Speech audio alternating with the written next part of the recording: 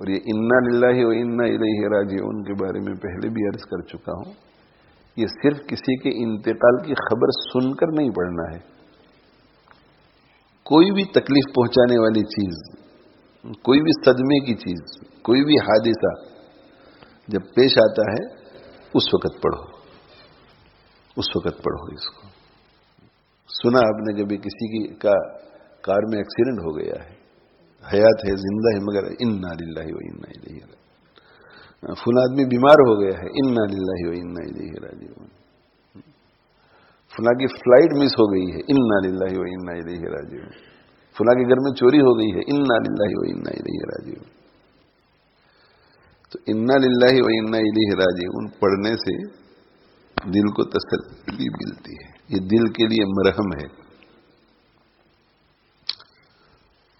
اور پھر یہ ایک ہی مرتبہ نہیں پڑھنا ہے. ایک غلطی ہماری یہ ہوتی ہے کہ اسے بس ایک مرتبہ پڑھ. ایک غلطی یہ ہوتی ہے کہ اسے صرف کسی کے انتقال کے موقع پر پڑھتے ہیں. نہیں، کوئی بھی تکلیف دہ چیز ہمارے کانوں میں پڑے تو کیا پڑھنا ہے؟ انا للہ و انا الیہ راجعون. اور دوسرا ہے کہ ایک مرتبہ نہیں، جب جب بھی اس کا خیال آئے، اس مصیبت کا اور غم ہو، تکلیف ہو، تو پھر پڑھو انا للہ و انا الیہ راجعون. ہماری والدہ مرحومہ کا انتقال ہو گیا 1 سال پہلے، تو ظاہر ہے کہ اس وقت جو دل کو تکلیف تھی وہ اس وقت تو اتنی تو نہیں ہوگی، لیکن ابھی بھی اگر ایسا خیال آ جائے والدہ کا اور دل میں غم محسوس ہو تو انا للہ و انا الیہ راجعون. کسی نے دھوکہ دیا اور تکلیف پہنچی ہمیں، تو اس وقت بھی پڑھو انا للہ و انا الیہ راجعون. اور ان دنوں میں جتنی مرتبہ اس دھوکے کا خیال آئے اور دل کو تکلیف پہنچے تو کہو انا للہ و انا الیہ راجعون. اور 1 سال کے بعد بھی اگر وہ خیال آ گیا کہ فلاں نے مجھے دھوکہ دیا تھا اور دل میں دکھ ہو، تو پھر پڑھو انا للہ و انا الیہ.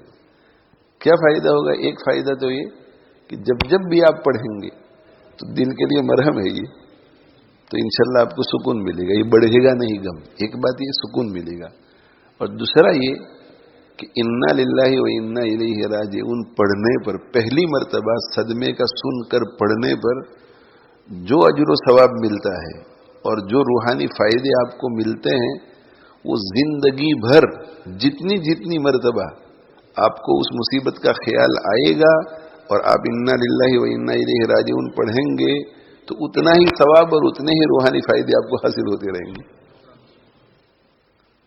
اب دیکھو وہ مصیبت فائدے کی چیز ہو گئی کہ نہیں؟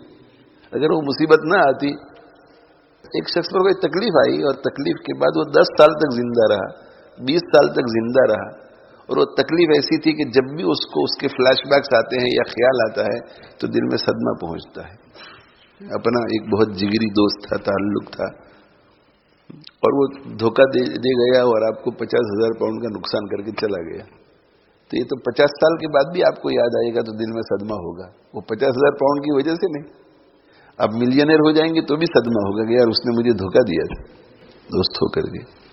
تو اس انا للہ و انا. اب یہ اگر تکلیف آپ پر نہ آتی، 50 سال کے اندر انا للہ و انا الیہ راجعون بار بار پڑھ کر کے آپ کتنا اجر و ثواب حاصل کر سکتے ہیں اور کتنی روحانی ترقی حاصل کر سکتے ہیں.